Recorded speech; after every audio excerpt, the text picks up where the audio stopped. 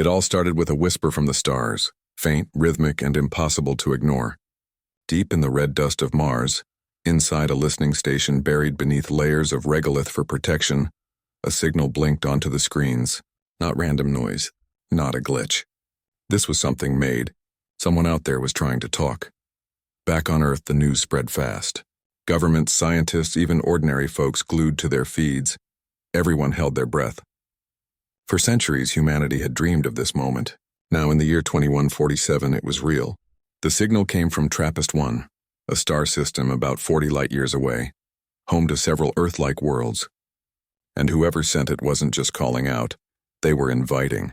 The United Earth Coalition, the closest thing humanity had to a global government after decades of climate crises and resource wars forced cooperation, moved quickly. They prepped the Odyssey, the most advanced deep space vessel ever built. It wasn't a warship. It carried no weapons beyond basic defense lasers. Instead, it held diplomats trained in interstellar protocol, linguists fluent in dozens of Earth languages and ready to learn new ones, and a small security team, more for emergencies than combat. Their mission was simple: make peaceful contact, learn, share, don't scare anyone. The journey took nearly 2 years, even with the new fusion drives. Time stretched long in the quiet dark. The crew exercised, studied, ran simulations. Some stared out the viewports at the endless black, wondering what kind of beings they'd meet. Would they be gentle, wise, curious like humans? No one knew. But hope ran high. After all Earth had been through, the floods, the fires, the wars over water and clean air, this felt like a fresh start. A chance to show the universe that humanity had grown up. When the Odyssey finally dropped out of high-speed transit near TRAPPIST-1e, the third habitable planet in the system, they found something unexpected. Not ruins, not silence. A living, breathing civilization. The locals called themselves the Cathari. They didn't look like humans. Taller, with smooth, pearlescent skin and large dark eyes that seemed to absorb light rather than reflect it. They moved with a calm grace, almost floating. Their cities weren't built of steel and glass, but grown from bioluminescent coral-like structures that pulsed softly in the twilight of their dim sun. Everything about them spoke of harmony, balance, peace. First contact went better than anyone dared hope. The Cathari had been watching Earth for decades through passive sensors, never interfering, just observing. They'd seen humanity's wars, yes, but also its art, its music, its desperate efforts to heal a broken planet. They believed humans had turned a corner. That's why they reached out. But during the early talks, something shifted. The Cathari elders grew tense. Their usual serene expressions flickered with something unfamiliar. Fear. Through careful translation and shared data streams, the truth came out. They hadn't called humanity just to say hello. They needed help. A threat was coming. Something ancient and hungry. They called it the Vorlax. The Vorlax weren't a civilization. They were more like a force of nature. Swarms of self-replicating machines mixed with organic matter, consuming entire worlds, stripping them down to raw elements, then moving on. They'd already devoured 2 of the Cathari's outer colonies. Millions were gone. The Cathari had tried everything. Diplomacy, the Vorlax didn't respond. Shields, they adapted too fast. Even retreat. Nothing worked. That's when they remembered Earth. From their distant observations, the Cathari had seen humanity's history of conflict. They assumed that meant advanced weapons, powerful fleets, maybe even planet-destroying tech. They thought, if anyone can stand against the Vorlax, it's them. So they sent the signal, not as a greeting, but as a plea. The humans aboard the Odyssey were stunned. They hadn't come prepared for war. Their ship carried scientific probes, not missiles. Their crew trained in cultural exchange, not battlefield tactics. One of the younger linguists whispered, "They think we're some kind of galactic warriors?" Another just shook their head. "We barely survived our own planet." But then the Cathari showed them footage of the Vorlax attack. Entire cities dissolving into gray sludge, ships torn apart midair by swarms that moved like liquid metal. The screams weren't audible. Sound doesn't travel in space, but the horror was clear in the Cathari's body language. In the way their light-dimmed eyes dimmed even further. Silence filled the Odyssey's meeting chamber. No one spoke for a long time. Then the ship's commander, a quiet man who'd served in the last of Earth's resource wars before joining deep space exploration, stood up. He didn't make a grand speech. He just said, "We didn't come here to fight. But we won't leave you alone with this." The Cathari didn't understand. "You have no weapons," one elder said gently. "Your history is full of violence, yes, but also failure. Why would you risk yourselves for strangers?" The commander looked out the viewport at the glowing Cathari city below, then back at the alien faces watching him. "Because," he said slowly, "on Earth we learned one thing the hard way. If you wait for someone else to help, you might wait forever." He didn't know it yet, but that simple sentence would echo across star systems. The Cathari had summoned what they thought was a powerful ally. What they got was something far stranger, something forged not in comfort but in chaos. They'd heard of Earth's storms, its plagues, its endless struggles, but they didn't truly understand what it meant to be born on a world that tried to kill you every single day. They were about to find out. For now, though the humans made a promise they'd send a message back to Earth, request support, and stay as long as they could, the Cathari, relieved but still uncertain, offered them full access to their data, their ships, their defenses. As the Odyssey docked with a Cathari orbital station, the crew felt the weight of what was coming. This wasn't just first contact anymore. It was the start of something much bigger, something that would force both species to see each other in a whole new light. And somewhere out in the void, the Vorlax swarmed closer. Back on Earth, the message from the Odyssey hit like a thunderclap. Not the kind that cracks the sky, more like the deep rumbling kind that makes your bones vibrate before the storm even shows up. The United Earth Coalition scrambled. Emergency sessions, closed-door debates, holographic maps of the TRAPPIST system flickered in war rooms that hadn't been used for real conflict in decades. Most people on Earth had moved on from war. After the great climate shifts and the resource accords, survival had meant cooperation, not conquest.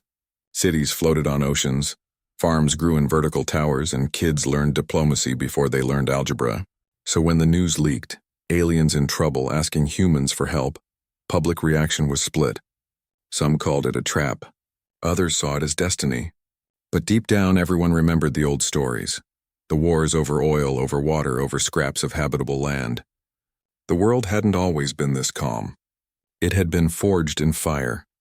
That's when the old files started circulating again. Not secret files, just history.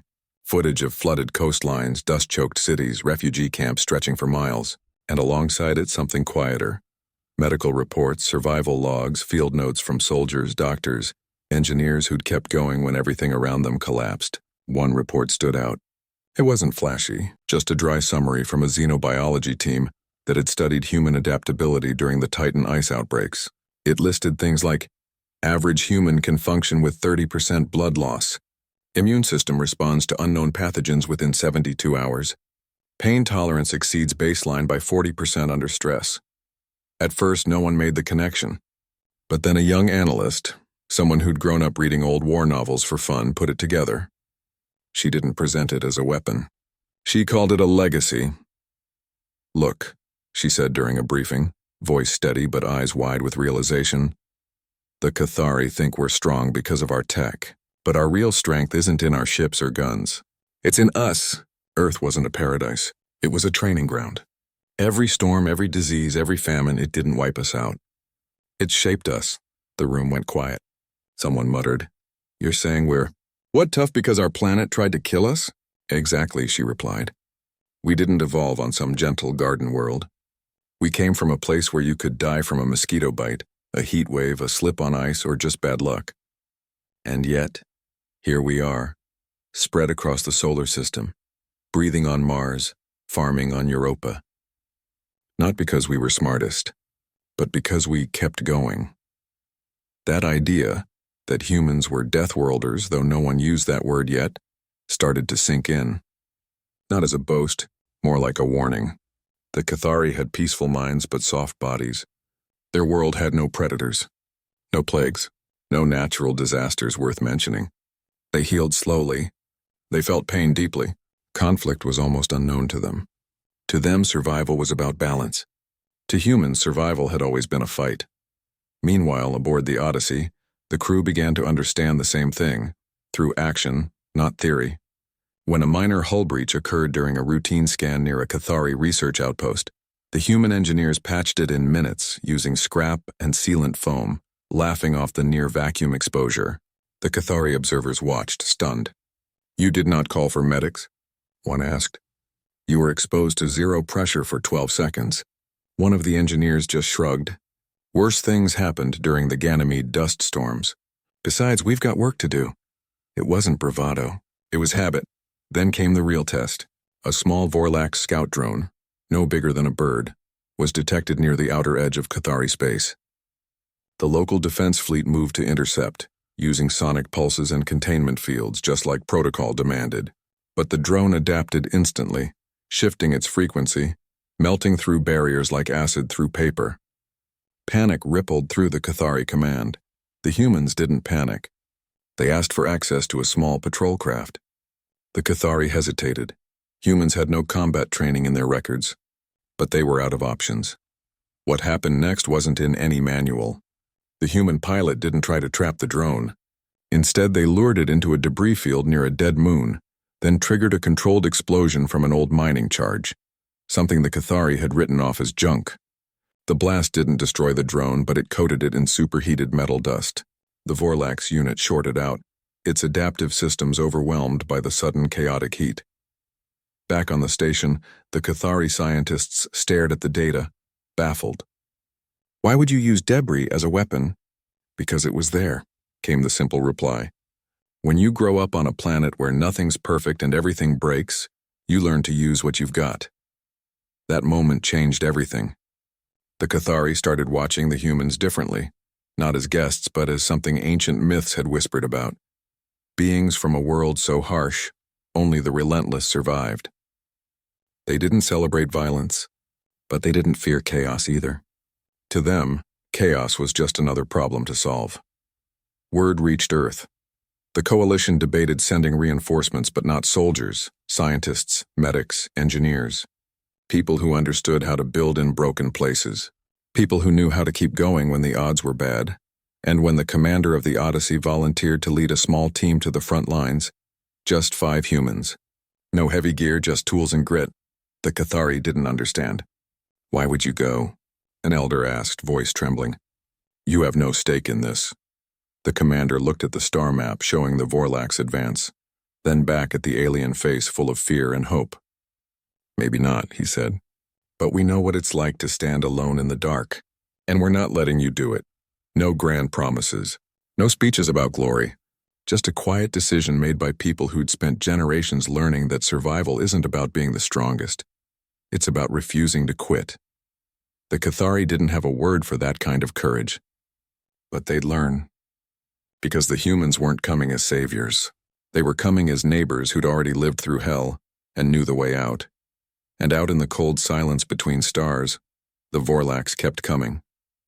Unaware that the species they were about to meet didn't just survive death, they were born from it. The moon of Zera 9 hung in the black like a cracked pearl, once peaceful, now scarred. Smoke curled from its surface in thin, ghostly trails. The air tasted metallic even through filters. This was the edge of Cathari space, and it was falling fast. The joint human-Cathari task force arrived in silence. No fanfare, no battle music, just the low hum of engines and the tight breathing inside helmets. The Cathari had sent their best, sleek silver ships built for precision, not destruction.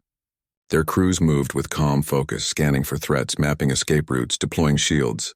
They were trained to contain, to preserve, to minimize harm. That was their way. The humans? They stepped off their borrowed shuttle and immediately started digging through wreckage. Not for weapons. Not for glory. For parts.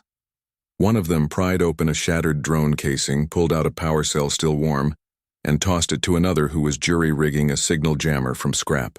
A third was mixing a thick, sticky gel in a dented canister, something they'd cooked up using local minerals and old emergency sealant. "This'll burn hot and slow," they muttered. "Good for traps." The Cathari watched, confused. "Why waste time on broken things?" Juan asked. "We have full tactical systems. We should engage with coordinated force." "Your systems are clean," a human replied, wiping grease off their glove. The Vorlax. "They don't play clean. They learn, adapt. If we fight them the right way, they'll just copy it and use it against us tomorrow." And sure enough, within hours the Vorlax came, not with a roar, but with a whisper, a dark cloud on the horizon that grew teeth as it got closer. Thousands of them. Not ships, not animals, but something in between. Shifting, clicking, oozing machines wrapped in living tissue, moving as one mind. They didn't fire lasers or missiles. They dissolved. Walls melted. Metal turned to sludge. Even the Cathari's energy shields flickered and failed under the chemical assault. The Cathari formation held for exactly 7 minutes. Then it broke. Their ships pulled back, not in retreat but in shock. Their weapons couldn't lock on. Targets kept changing shape. Their shields overloaded. One pilot, young and trembling, whispered over comms, "They're inside the hull. They're eating the ship." That's when the humans moved. They didn't try to stop the swarm head-on. Instead, they split up. 3 teams, each with a simple plan. Survive, disrupt, buy time. One team set off the gel they'd made. It wasn't explosive. It sizzled, releasing a cloud of superheated vapor that clung to the Vorlax like tar. The swarm recoiled, not from pain but confusion. Their adaptive systems couldn't process the sudden chaotic heat. For a few precious seconds they stalled. Another team used sonic emitters, not to destroy but to confuse. They bounced frequencies off canyon walls, creating echoes that made the Vorlax think threats were coming from all directions. The swarm split, turning on itself in a brief, chaotic frenzy. The third team did something no Cathari would ever consider. They let a small group of Vorlax drones chase them into a sealed chamber, then flooded it with a mix of oxygen and ionized dust from the moon's surface. One spark, just a tiny electrical arc from a damaged console, and the whole room flashed. Not a blast. A flash fire, fast, hot, gone in a heartbeat. The Vorlax inside didn't explode. They just stopped, their systems fried by the sudden surge. From orbit, the Cathari watched in stunned silence. This wasn't warfare as they knew it. It was messy, improvised, brutal in its simplicity, and it worked. But the cost was real. One human didn't make it out of the flashfire chamber in time. Another took a glancing hit from a Vorlax tendril, acidic, burning through armor like paper. They didn't scream, just gritted their teeth, wrapped the wound in emergency foam, and kept moving. "It stings," they said over comms, voice tight but steady. "But I've had worse sunburns." The Cathari medic who treated them later couldn't understand. "Your tissue is damaged. Nerves exposed. You should be unconscious from shock." The human just smiled weakly. "Shock's a luxury. We don't get to sit down till the job's done." Back at the command post, a half-buried bunker lined with glowing Cathari panels, the mood shifted. The Cathari elders no longer saw humans as guests or even allies. They saw them as something else entirely. Something forged in a world where every breath could be your last and you kept breathing anyway. One elder, older than most trees on Earth, turned to the human commander. "You do not fight to win," they said slowly. "You fight to keep fighting." The commander nodded. "Winning's nice, but surviving? That's the real victory." Night fell on Zera 9. Not with stars, but with the eerie glow of Vorlax bioluminescence pulsing in the distance. The swarm hadn't been destroyed, just delayed. But for the first time, the Cathari felt something they hadn't in generations. Hope. Not because the humans had better weapons, but because they carried a different kind of strength. One that didn't come from technology, but from having lived through endless loss and still choosing to stand up. Later, around a small heater in the bunker, a young Cathari engineer asked a human, "How do you do it? How do you keep going when everything hurts?" The human didn't answer right away. They stared into the orange glow, thinking of Earth, of flooded cities, of dust storms that blotted out the sun for weeks, of nights spent wondering if there'd be food tomorrow. "We don't think about the pain," they finally said. "We think about the person next to us. If I fall, they're alone, so I don't fall." The Cathari didn't have a word for that kind of bond, but they felt it. And for the first time they understood why the humans had come, not because they were strong, but because they cared enough to be strong for others. Outside, the wind howled across the broken moon. Somewhere in the dark, the Vorlax regrouped. But inside that bunker, something new was growing. Not just a plan, but a partnership. Because the humans weren't just fighting a war. They were teaching the galaxy what it meant to be human. The news spread faster than any signal could travel. Not through official channels, but through whispers in Cathari communes. through shared dreams in their neural networks, through the quiet hum of their living cities. The humans hadn't just held the line on Zera 9, they'd changed the rules of survival itself. And now the Vorlax Queen was coming, not a swarm, not a fleet. A single massive biostructure the size of a small moon, drifting toward the Cathari homeworld like a storm with teeth. It pulsed with dark energy, pulling debris and light into its orbit. Where it passed, silence followed. No signals. No life, just empty. Panic rippled through Cathari society. Their leaders debated evacuation, surrender, even self-erasure to deny the Vorlax any data. But then the humans did something no one expected. They proposed a mission so reckless, so absurd, that even the most battle-hardened Cathari tactician called it suicide. Infiltrate the Vorlax Queen's core.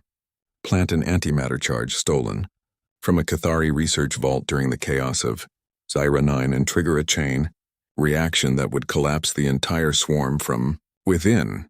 You'd be walking into the heart of death, a Cathari elder said, voice trembling. No shield can protect you. No ship can escape once you're inside. The human team didn't argue. They just nodded. We know. 12 of them volunteered. Not because they wanted to die, but because they knew someone had to go, and if it wasn't them, it would be someone who hadn't spent a lifetime learning how to cheat death. The Cathari watched as the humans prepared. No grand speeches, no last messages home, just quiet focus. One checked seals on a patched-up suit. Another tested a jury-rigged pulse cutter made from a mining tool and a power cell. A third shared a small ration bar with a teammate, laughing about something from childhood. Probably a dumb joke only Earth kids would get. That's what struck the Cathari most. These humans weren't warriors in the way myths described. They weren't angry. They weren't hungry for glory. They were just people, tired, scared, but still showing up. The infiltration began under cover of a solar flare, a trick the humans had learned from old Earth spy films.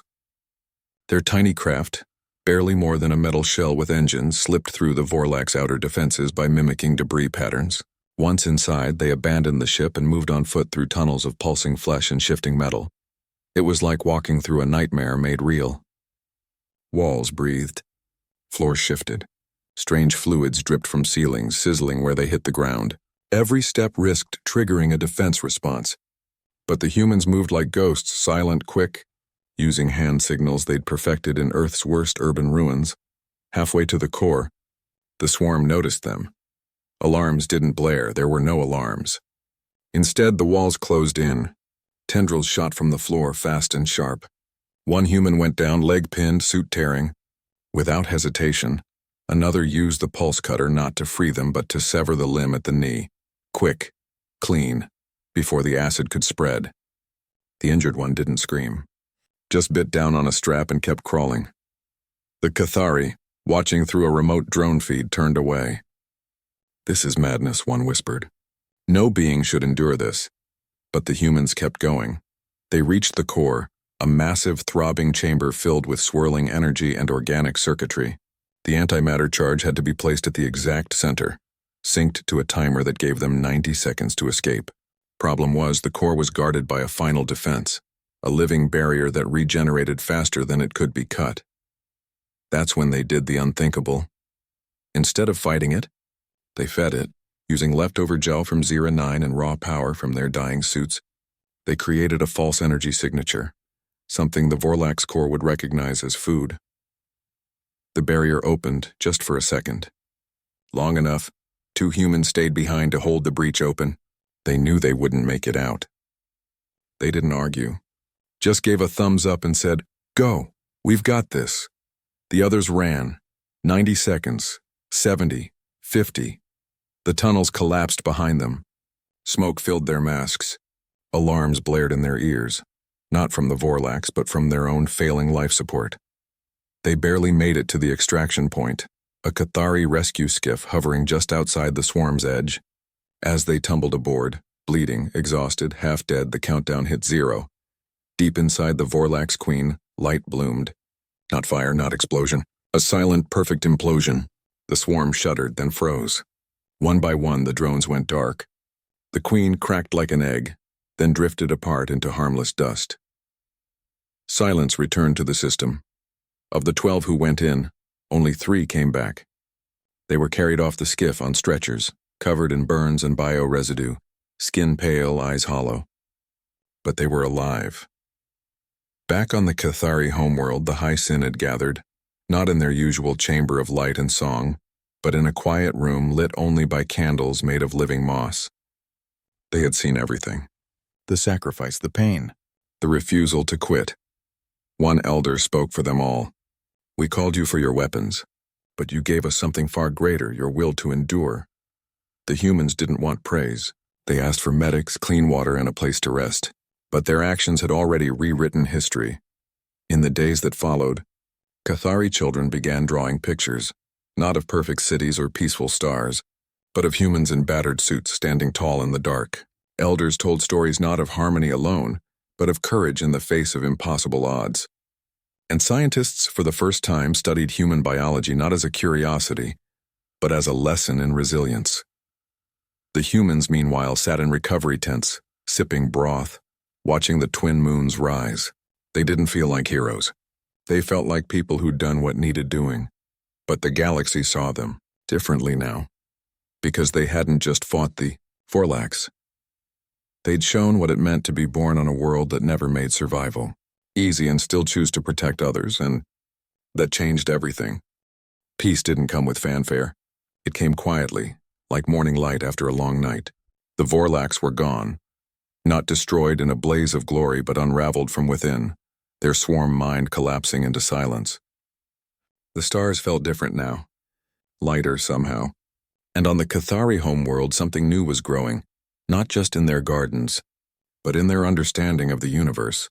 The treaty was signed not on paper, but in living crystal, a Cathari tradition. As the human representative placed their hand on the warm surface, the crystal glowed softly, recording not just words, but intent. The Cathari didn't offer alliance. They offered something deeper, recognition.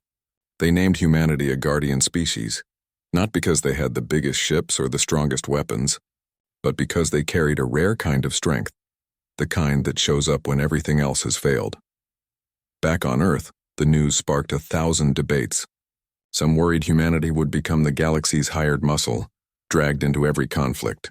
Others saw it as redemption, a chance to use their hard-won toughness for something better than survival. Schools began teaching not just the history of Earth's wars, but the stories of cooperation that followed, how cities shared water after the droughts, how nations pooled resources to rebuild coastlines, how people chose to heal instead of hate.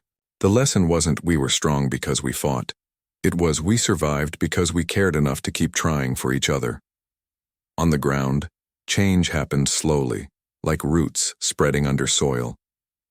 Cathari engineers arrived on Mars not to study human weapons, but to learn how humans built in broken places. They watched as crews patched domes with recycled plastic and moon dust, turned rust into fuel, and grew food in soil that shouldn't support life. "You make life where there is none," one Cathari said, awe in their voice. A human just shrugged. Had to. Earth taught us that. In return, the Cathari shared their oldest secrets, gentle tech that healed rather than harmed. Their bioships, grown instead of built, were retrofitted with human armor plating and emergency systems. Human medics learned to use Cathari healing gels that knit flesh in hours, not weeks. It wasn't about making better soldiers. It was about making sure fewer people had to become soldiers in the first place. The commander who'd led the mission to the Vorlax Queen gave one interview before vanishing back into quiet service. No podium, no crowd, just a small studio on Luna, with a window showing Earth hanging in the black. The interviewer asked, "Why did you go?" "You didn't owe them anything."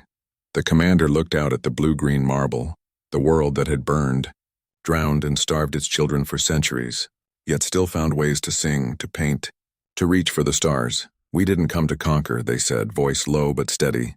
"We came because no one else would stand in the dark with them.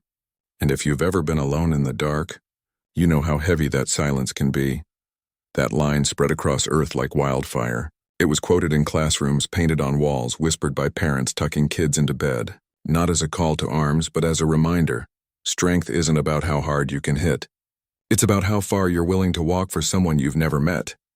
Meanwhile, the galaxy began to shift. Other species who'd heard rumors of the Deathworlders started reaching out, not with fear but curiosity. They'd seen the Vorlax consume worlds that begged for mercy, but Earth's children hadn't begged. They'd acted, and in doing so, they'd shown the universe a different kind of power, one rooted not in dominance but in stubborn, quiet care. On the Cathari homeworld, a new tradition began. Every year on the day the Vorlax fell, they held a moment of silence, not for the dead, but for the choice to protect life, even at great cost. And in the center of their main plaza, they planted a tree grown from earth soil, watered with Cathari tears of gratitude. It didn't look like much at first, just a thin sapling with rough bark and tough leaves. But it grew fast, strong, unbending. Humans visiting the planet would sometimes stop by it, touch its trunk and smile. Not because it honored them, but because it reminded them of home, a place that never made things easy, but taught them how to keep going anyway. There were still challenges, of course, misunderstandings, cultural stumbles, moments when human bluntness clashed with Cathari gentleness. But now both sides listened. Both sides learned. The humans taught the Cathari how to prepare for the worst without losing hope.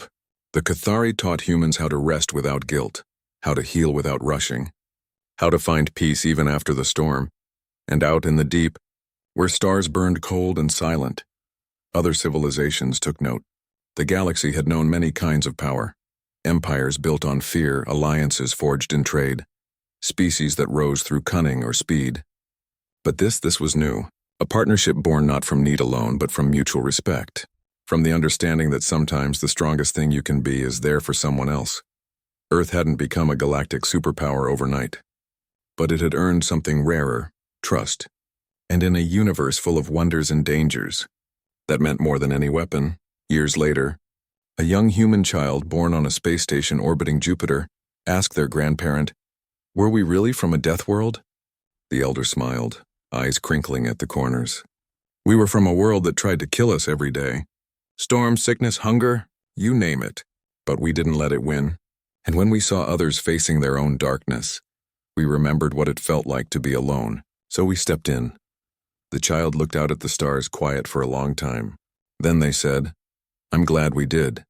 And somewhere in the quiet hum of a Cathari city or the rustle of an earthborn tree on an alien world, the universe agreed.